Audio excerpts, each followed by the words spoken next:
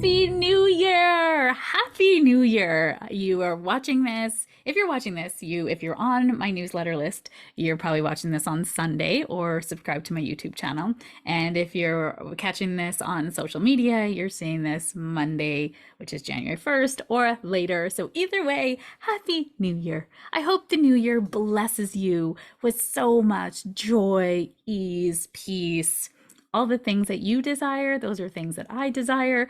So, blessing you with the things that feel aligned for you. And thank you for being here. Thank you for being here for another year on the forecast. I so intention these forecasts to help you navigate the energy that is coming onto this planet. And I'm just so thankful for you. You know, if you know me or if you've met me in life, I am a true extrovert. I will hug you. I will talk to you. I am this person in life as I am on here.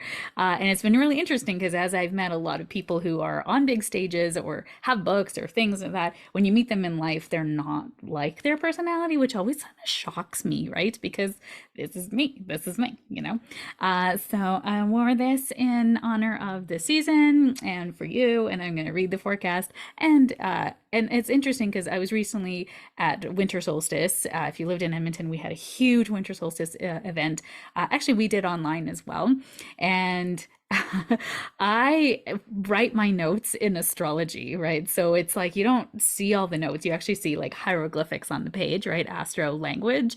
And then I intuit and I feel what's coming in for the collective as well. So somebody had come up to me at the end of solstice and said, "Hey, I missed the Leo portion. Can you please show me your Leo notes?" And I'm like, "Sure, I could show it to you." And she's like, "What does that mean?" I was like, "Well, I can tell you what I wrote down, but what I channeled." So you're gonna have to watch the replay, unfortunately, because I don't know what I said. I said it in the moment because you need to hear it. And it's the same way for the forecast. So I hope you receive it and it supports you and it help you navigate the energies. Of course, your own specific chart is going to be, your own specific chart, but these are collective energies that are coming onto the planet that we're going to see reflected in, we call it mundane astrology, which is political astrology. We're going to see it kind of affecting the people around us as well. You know, there's kind of universal language here in terms of the energy that we're feeling. So we start out January 1st with a bang, right? And I want to say, like, we do solar return charts in astrology. So, meaning when the sun comes back to its original position at the time you were born. So, it's not necessarily on your day. Sometimes it's a day before, sometimes it's a day after, but we follow the position of the sun because that is what's showing us it's come back to its original position, degree and minute that you were born. We call that your solar return. So fancy talk for happy birthday in astrology is happy solar return day. I know it's so geeky and I love it. And so a solar return chart, we will make a chart for that exact moment that the sun comes back to its position and take a snapshot of that, and where the planets are in your chart is going to give us kind of this like snapshot of what's going to happen for the year ahead. And so now, knowing that, we can also look on January 1st, a snapshot of what is happening is going to tell us a little bit about the year ahead. And what I noticed as I looked at it is Mercury goes direct on this day, which we're going to talk about today. So we start off this week with the moon in the third quarter phase. So that's the moon is losing light. So that's an indication for the energies of this year as well, is that the moon is losing light. We're coming to a phase now of like what has been. We're taking stock of like, oh, this has been great. You know what? These are all the fruits of our labors. Yay. And then here's all the things we could have done a little better. Here's the things that I'm done with. Here's the things I'm letting go, right? Think of a farmer tilling his soil in his field, getting ready for implantation, which is more so fourth quarter. But the third quarter is really taking stock of like all the beautiful things in our life that have come in from the years have passed, right? Because 2025 is a big year. We have 4 planets, outer planets changing sign at the same time. And there's going to be a focus in air and fire in 2025. So this, as I've been calling it, is a corridor year. We are moving into the energy of 2025. And when we move through a corridor, it is like a rebirth. We are letting go of things because we can't take all of the things. You ever moved house? You don't take all the same things into the new house, right? You purge a lot of stuff. And I mentioned this at solstice as well, prune and purge, purge and prune. We're getting rid of things. We're sort of cutting back on things. We're sort of saying, this is no longer aligned with me and I'm letting go of that. And that is okay, right? That is okay.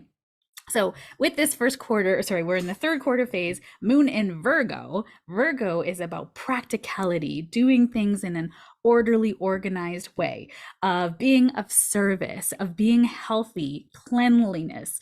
So this moon in Virgo is setting the stage for this year of being meticulous, of doing things in the right and organized way, of getting ourselves prepared for what is to come for 2025, right?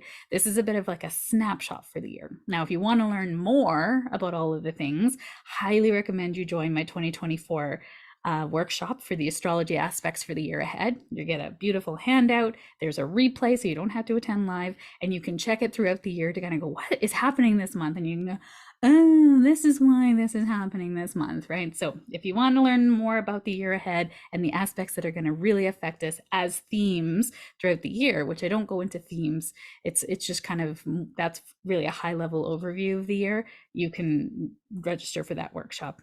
And you can just DM me or comment below wherever you see this, and I will send you the link. All right.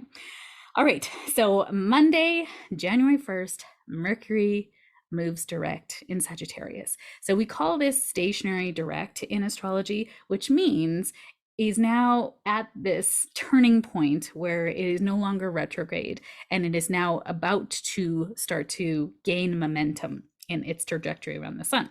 So at this time, it is extremely potent.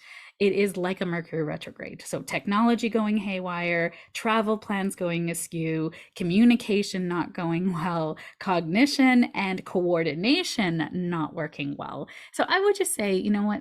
The first is a great time to stay in, to chillax, to just let things percolate over what you've learned over the last month and just allow things to surface for it to be seen, not to be judged, not to be shamed, just to be seen for what it is. Because you know what? Bless 2023 version of you. Bless them because they got you here. You are standing on their shoulders right now, right? Bless. And all the things that we've learned over 2023, we are now this Mercury retrograde in Sagittarius, now going direct, is bringing us new and renewed optimism, new insights, new goals, new horizons, new trips and adventures that we want to go on because we have this new insight and new awareness about where we have been and where we are going. So allow yourself. This is why I didn't have a vision board workshop in December because we didn't have the clarity yet. And if you did make a vision board workshop in December, great, lovely. Allow it to be a fluid working document, right? That it gets to change and shift and you get to take things off. Or I like to put post-it notes on mine throughout the year that I'm like, oh, I see this differently. Oh, I feel like this is differently. Or I write in Sharpie, you know, somewhere on there that the clarity that I've received. So allow your vision board to be a working document because that's what it is. You're becoming aware, you're growing and learning throughout the year. So Mercury direct in Sagittarius. This is now, and I'm just going to, if you want some dates, because as a Virgo, I like details. So here's some details, okay? Mercury went retrograde on November 25th, 2023. So this means that it started to enter a period of time in which you are going to revise, review, reassess, and realign with things that you are working on. Doesn't mean you can't do that with things that are earlier than that, but the focus is going to be between the timelines of November 25th to December 13th.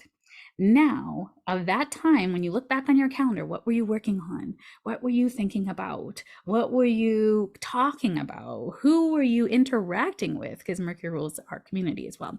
And in Capricorn, because he was in Capricorn at that moment, well, not for all of that, but in the December portion of it, it was, well, some of it Sagittarius, some Capricorn. So what that means is your goals and visions and dreams, and then your own personal authority, leadership, the way that you show up in the world and create your, I'm going to say your masterful standing, right? It's self-mastery is Capricorn. It's also authority figures, father figures as well.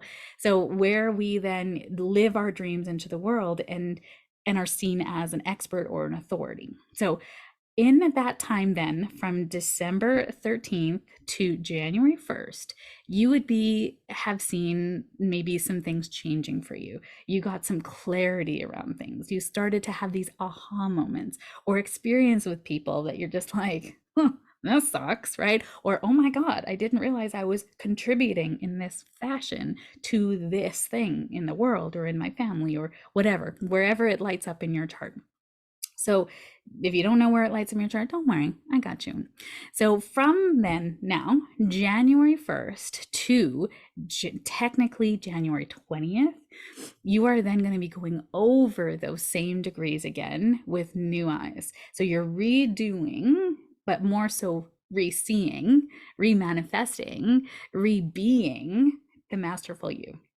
So there's going to be situations coming up between now, January 1st and January 20th, that are going to help you really see, what did you learn from this Mercury retrograde in December? What did you understand about yourself that shifted, right? Your dreams, your adventures, your goals, your persona, how you show up in the world and take authority or be seen as an expert, or the way that you live your purpose, and that you are reliable and responsible and you live as part of a structure, or you're creating your own structure, whatever that looks like in terms of your career, not your job, your career, the thing that you inspire to be in the world. That's Capricorn. So this is going to bring up those nuggets of wisdom. So when we know these dates and these timelines, we can start to really pay attention to our thoughts, our experiences, what is coming into our awareness, because that is where you mine, M-I-N-E, mine the gold. That is when you realize these things. And that's why, like, as an astrologer, I use astrology for personal development more than anything, and timing of things, but more so for personal development. Because the more I can realize and use the energy to my advantage, the more I jump timelines, the more I accelerate my growth, the more I have these inner ahas that allow me to then manifest things at a faster rate, right? Who doesn't want faster and efficient? So Virgo, right? So use this energy. So use these timelines. And if you're like, I don't know what those dates are, rewind it, the beauty of replays. So Mercury's direct movement in Sagittarius brings forth a period of clear, enthusiastic communication. It invites individuals to express their beliefs and ideas openly, fostering optimistic outlook. This transit sparks a desire for exploration, pushing people to share their thoughts boldly and initiating plans aligned with philosophies and principles. But wait, do not initiate and move forward on things gung-ho, because in this Sagittarius energy, Mercury is at 22 degrees Sagittarius on this day.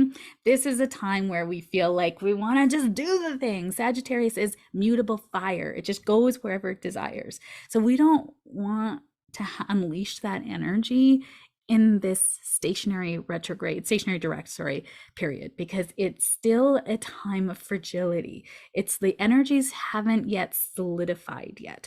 So we're not quite in a period of time to do the things. I'm going to say after about the 10th of January, 12th of January, you're going to be more safe. You wait till the 20th, you are out of the woods. But there's going to be new awarenesses coming up that you can just go if that's feeling it after the 10th. Okay, so just cool it a bit. The Sagittarius energy might be like, don't tell me what to do. Don't worry, do what you feel aligned to do, right? You don't have to listen to me. Who am I? I'm some astrologer on the internet. And see what it brings for you. I just know from experimenting with these energies, when I push against it, I always pay the price. So I'm to the point where I'm just like, okay, I'm going to use this to jump timelines.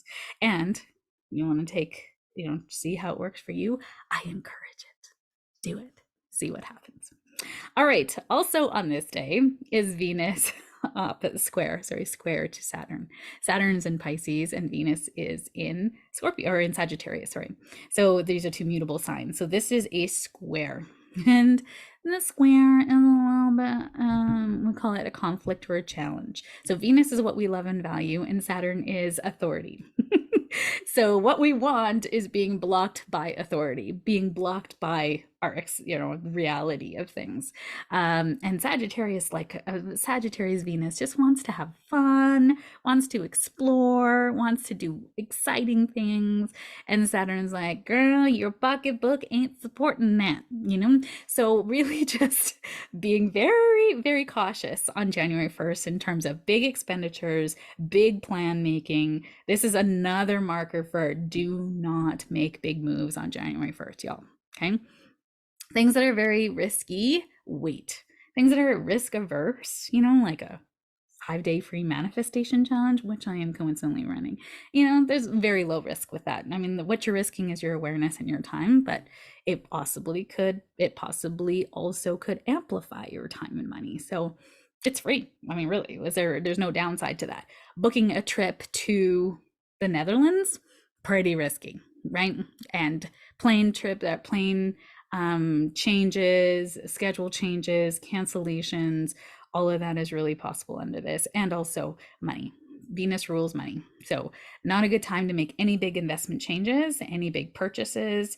It's not a time to buy a car. Mercury rules car, transportation. Mars rules cars. So we definitely don't want to make any big kind of things like that. But I mean, again, if you have a Mercury retrograde in your chart, your Mars is in a good position, you could. I mean, this is really a collective energy. So Venus squared to Saturn, this alignment highlights potential challenges in relationships, in financial matters, and with authority. So people who are of senior standing, father figures, boss energy, mentor energy. It can bring forth feelings of restriction or limitation, prompting a reassessment of commitments. It's an opportune time to reevaluate your responsibilities in partnerships, ensuring they are balanced and grounded in reality and build a stronger foundation for the future. So this is a time now to reassess things, right? Like we're still in that reassessment energy of Mercury. So these two aspects for today is making January 1st, just a little bit of an intense energy, and also this kind of creating this momentum for this year, which I'm going to predict now is going to be a year of massive relationship changes because Venus squared to Saturn on January 1st. And really figuring out in another way is, does your big visions and ambitions, Sagittarius, and the things that really light your heart up, are you spending your resources in accordance with that, right? Do you have things in your care that are sacred, or you just have a bunch of stuff, right? Shout out to my soul sister Elise for that beautiful insight. She said to me, she's getting rid of all the stuff that she has and she's holding on to the sacred things. And I look around and I'm like, yeah, there's a lot of books that I'm like, probably never gonna read this. I bought it because someone said you need to read it, and I'm like, why, right? Really kind of coming back to your own authority, Saturn, as opposed to letting kind of farming that out, not believing in your own authority, not believing in your own self, not your own intuition, Saturn and Pisces, and your own dreams. Like, are you spending your resources, time, energy, awareness, money in the ways that are amplifying your dreams? Or are you spending it in ways that are detracting from it because you're scared? Because I did that too, right? I thought, if I'm going to be in deep debt, I can't leave my job. I don't know why I had a Southern accent there. But really, it's about that feeling of like, it's self-sabotage. But remember, self-sabotage is actually safety. It's a part of you that is trying to keep you safe. So it says, no, these big dreams that you've got, no, we don't know who we're going to be in that. So we're going to stay here. And the way to keep you here is to make sure that you always are in debt. Because if you have the debt, then you can't leave your job because you don't have enough money. And so, that's uncertain. You don't know how much money you're going to make over there. So we're going to keep you in your job. I did that for years until I went, I'll see you. And I'm going to make you extra safe by having a big nest egg and calling in $10,000 so that I will always be taken care of, and I'll show you that I can create safety. And I did, right? So you have to do it. No one's going to save you. You are saving you. No one's coming to save you. That's what this Venus and Saturn are doing, and that's going to be a theme for the entire year. Whew. Right? Okay, deep breaths. It's going to be okay. And then Tuesday, January 2nd, we don't have any major aspects on this day, but we do have a very sensitive moon on this day for a number of reasons. So we have moon opposite to Neptune, which is a fast transit, but it's later in the day. And then we also have a moon square to the Mars later in the day, and then we also have a moon trine to Pluto. So what these are all, they're intense aspects for intuition, for spirituality, for emotions, and emotions, right? So lots of sensitivity on Tuesday, January 2nd. It can be frustration, sensitive, and volatile is what I wrote down. So on Tuesday, January 2nd, because of moon aspects, I would just say making sure you are very grounded. You are doing your energetic self-care really on that day. I know it's a Tuesday, so many of you are probably going back to work if you didn't take that week off. And to really just understand that if you're prone to crying, you're right on schedule. You really are. All right, Wednesday, January 3rd, we have Venus, the planet of what we love and value, romance, money, in Sagittarius, big ideas and dreams, in conjunct to Jupiter. So in conjunct is a 150-degree angle, and it means it's a need for adjustment between the two. There's a kink in the energy. It doesn't just flow nicely like a trine, and it's not a challenge like a square. It is, or an opposition, it is kind of like this need to integrate these two things. Now, Jupiter is about expansion, optimism, and good luck. And in Taurus, it's about we want to spend all the things, we want nice experiences, we want sensual, delicious things in our world to help us like do all the feel the best in life, to have everything that we can get out of life.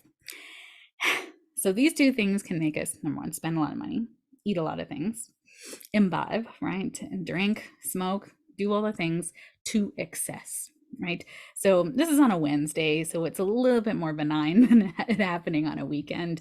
But if someone goes, hey, we should go for a New Year's drink, or hey, let's have a big party, and you come and hang out, you're gonna be like, yeah. So, I'm just gonna say put on a little bit of the brakes on this day. It can also make you prone to over-promising and saying yes to all the things. So you get a lot of invitations, or at this time, people are, because Mercury is now no longer retrograde, you might get a lot of offers flooding your inbox, and you might be more prone to saying yes on this day. So just knowing that, I'm just going to say, remember that Venus square to Saturn on the day before, 2 days before. Be discerning with your resources. I feel like that is going to be, like again, a key theme for 2024, y'all. 2024. So balancing desires and realistic opportunities become crucial during this period. While there might be a desire for expansion and indulgence, there could also be a tendency to overestimate possibilities, right? And I'm just going to pause there, that if you're a Sagittarius or have a Sagittarius prominent in your chart, sun, moon, or rising, or stellium meaning more than three or more planets in the same sign, you are prone to overestimating. I know this because my moon is in Sag, right? So I want to say yes to helping all the people. I want to say yes to going to all the parties. I want to say yes to all the conferences and workshops and retreats because it's so fun. So fun. I love meeting new people. I love helping people. My heart is huge, y'all. And that overestimating means I don't have enough time to do all the things, right? Sometimes I don't have enough resources to do all the things. I mean, I always manifest it, such as life as a Sag. But don't overestimate, especially today, because what I've been learning is time blocking my commitments. So if I say, yeah, I'm gonna take 3 astrology readings in a week, I gotta time block 6 hours for those 3 readings, or else I'm using my personal time or admin time or other things to do it, and it's not fun. I want to do that. So that's part of overestimating, is we don't actually block the resources, time, money, energy to do the thing. So this might be something that I feel like somebody here needs to hear that, because it came from spirit. All right, so it encourages individuals to align with their aspirations with achievable goals, avoiding overindulgence, and instead focusing on responsible pursuits. Responsible can be the killer to a Sagittarius's optimism, right?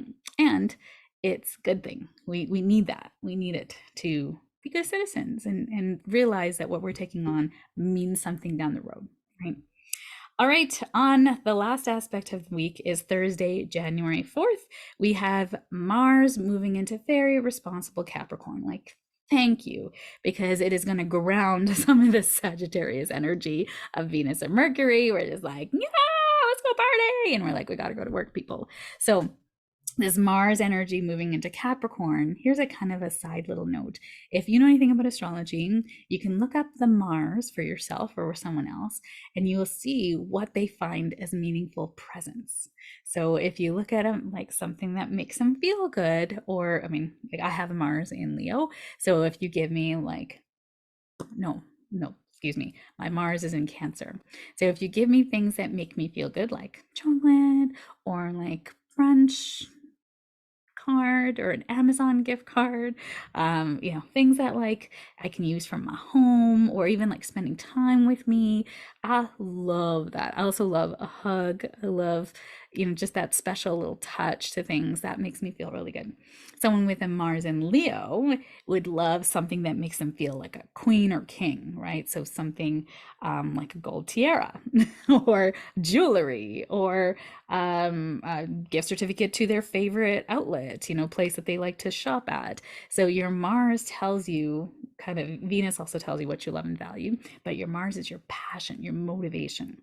So Mars now was at the beginning of this year in Sagittarius, which is adventure, fun, wanting to have frivolity, optimism, looking to the future, and now moving into Capricorn, which is cardinal Earth. Cardinal Earth is about grounded, practical, methodical, logical thinking, right? It's not this kind of big worldly things. It's like, now, okay, what do we need to do to actually get the needle moving on these desires, right? We need both, right? I mean, we need all the signs of the zodiac, to be honest. So this Mars in Capricorn is going to help us ground in our New Year's resolutions, our word of the year, our vision board manifestations. This is good. We need Mars and Capricorn for vision boarding. So shift into Capricorn infuses ambitions with discipline and determination. Ooh, Capricorn words. It urges individuals to pursue their goals with a methodical and strategic approach. And this transit emphasizes the importance of structured planning, calculated actions, and patient yet persistent mindset to attain long-term success. Ooh, great words to start out the year, right? So, but remember, snapshot at January 1st has Mars in Sagittarius. So we're going to have big dreams and big goals, which I love from Mars and from a moon in Sagittarius. We're going to have these big dreams and big goals, but again, we need to time block and resource block these big dreams and goals. What does that actually look like in our life, right? So I have a number of courses that I've kind of created and dreamed of over the last few years. And every time I bring them forth to my coach, she's like, so I want you to think about that you're going to be committing to this for the length of time. How does that feel like? I want you to take yourself to the last day of this course. How does she feel?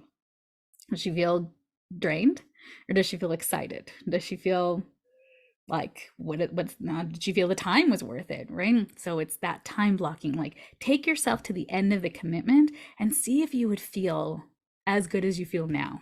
That's another little tip and trick, right? And then I was just kind of looking toward the week to see if there's anything kind of interesting. Friday, again, this big grandiose, we have the moon opposite Jupiter for a short time in the day, but it's still going to be later in the day enough to affect us, making us feel like we want to say yes to all the things. We have these big grandiose ideas and things that we want to do and experience. So if there's any parties on January 5th, you might have a propensity to really go overboard. So just again, putting up the guardrails on that and making sure maybe you become the designated driver, maybe you give yourself like a 2-drink max, or maybe you just want to go all out because you're like, hey, I'm ready. I have the next day off and I can handle it. It's up to you, but going in with consciousness. And then Saturday, January 6th, we have the moon opposite to Uranus in the day, and this can be kind of anxious, right? Some anxiety. If you're very sensitive and you're a Cancerian, or you have a lot of water in your chart, you might feel a little anxious on Saturday. So really important to bring in your tools of grounding, nature, whatever you do to make yourself feel more, grounded and present with what you're feeling, is going to be helpful for you. And then Sunday is a very intuitive day as well. And we start out next week with the moon in Sagittarius. So a very positive week start. Many people are going back to work next week as well. If that's you, you're in for a good start to the week. Mercury is direct now, no more of this miscommunications and things not working and printers eating your paper. Oh my God, it was insane. So thank you for being here. This concludes this week. I know it was a little bit longer because I wanted to really explain Mercury, and that the beginning of the year sets the energy and tone for the rest of the year. Again, if you want to learn more about that, check out my astrology workshop. 2 hours, you get to keep it for the rest of the year, and it's $97 really. Like, it's a resource that gives back to you so much over time. And I curate this beautiful handout that helps you organize all the notes, and I give you all of the transits as well, so you have those for your notes. So thank you for being here. Happy New Year. Wishing you the best that 2024 has to offer. I will be here walking with you, illuminating the energies of the astrology. And I'm going to ask you a little favor, if you so feel inclined, is that I want you to share this forecast with somebody who needs it. Okay, someone who feels like they're a little lost about things, or they don't understand, and maybe they don't believe fully in astrology, or they're like, I don't know, horoscope astrology is what people are exposed to most. So they're like, sometimes it's accurate, sometimes it's not. And the technique is not foolproof, especially if your sun sign has other things in your chart that kind of pulls from it, or you more align with your moon sign, or there's other things that you can look at in the chart that will be more accurate sometimes than your sun sign. So if that doesn't, if you sort of know somebody who's astro curious, this would be a perfect share for them, and see if it resonates for them, right? See if you can help them, like from a place of true service, that Virgo moon that we're starting out this week with. Share this forecast with someone you think needs it, and see if they're illuminated with it. And I already know there's going to be some people who are like, I don't believe in astrology. And I'm just going to say this: if you don't believe in gravity, it still works on you. Don't you want to know why? So then you can be more prepared for things to come. And this is all a giant experiment anyways, right? Like, does it align with you? Some weeks it's going to be more aligned, sometimes it's not. I get a lot of messages from all of you like, oh my God, this is so accurate. Comments on YouTube, comments on my social media, DMs, emails. I love them all. They are all markers that I'm on the right track, and it's still supporting you. So thank you for being here. I appreciate you. Happy New Year, and I will see you next week.